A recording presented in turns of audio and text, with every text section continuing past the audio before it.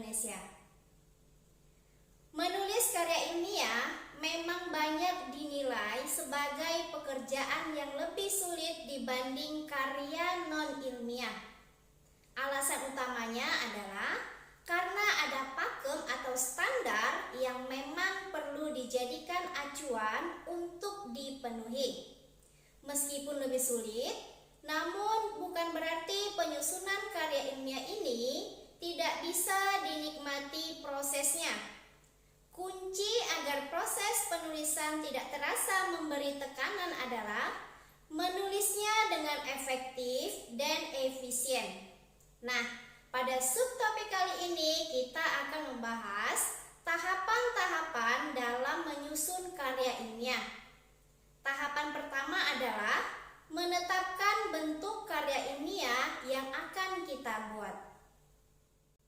Masih ingatkah kalian apa saja bentuk dari karya ilmiah? Biar saya ingatkan ya. Karya ilmiah memiliki 3 bentuk, yaitu populer, semi-formal, dan formal.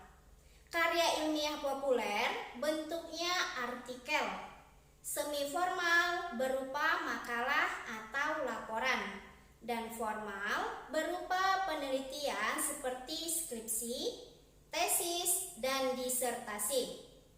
Tahukah kalian, jika kita menyusun sebuah karya ilmiah formal, tidaklah tepat, karena itu untuk tingkat perguruan tinggi. Yang sesuai dengan tingkatan kita adalah karya ilmiah semi-formal berupa makalah atau laporan. Nah, setelah kita menentukan bentuk karya ilmiah yang akan kita buat, selanjutnya kita menyusun kerangkanya. Kita ingat-ingat lagi sistematika penulisan makalah. Sistematikanya terdiri atas halaman judul, kata pengantar, daftar isi, pendahuluan, pembahasan, simpulan, dan daftar pustaka. Sekarang kita coba untuk menyusun sebuah makalah. Pertama-tama kita susun terlebih dahulu halaman judul. Judul yang akan kita gunakan yaitu penggunaan bahasa dalam media massa di Indonesia. Sebuah kajian ilmu sosial bahasa. Dengan judul tersebut akan ada beberapa poin yang akan kita gunakan sebagai kerangkanya. Antara lain yaitu konsep bahasa dalam media massa di Indonesia dan bentuk penggunaan media massa di Indonesia. Dari 2 poin yang akan menjadi gagasan pengembangan makalah tersebut, nantinya akan kita kembangkan dengan serangkaian teori yang mendukung untuk dijadikan makalah dengan sistematika yang tepat. Selanjutnya, pendahuluan. Dalam pendahuluan memuat beberapa poin, antara lain yaitu yang pertama, latar belakang masalah. Pada bagian ini akan dipaparkan pentingnya bahasa sebagai alat komunikasi serta pentingnya peran bahasa di media sosial. 2. Rumusan masalah. Pada bagian ini akan dirumuskan beberapa pertanyaan yang nantinya akan dijadikan pedoman dalam pembahasan. 3. Tujuan penelitian.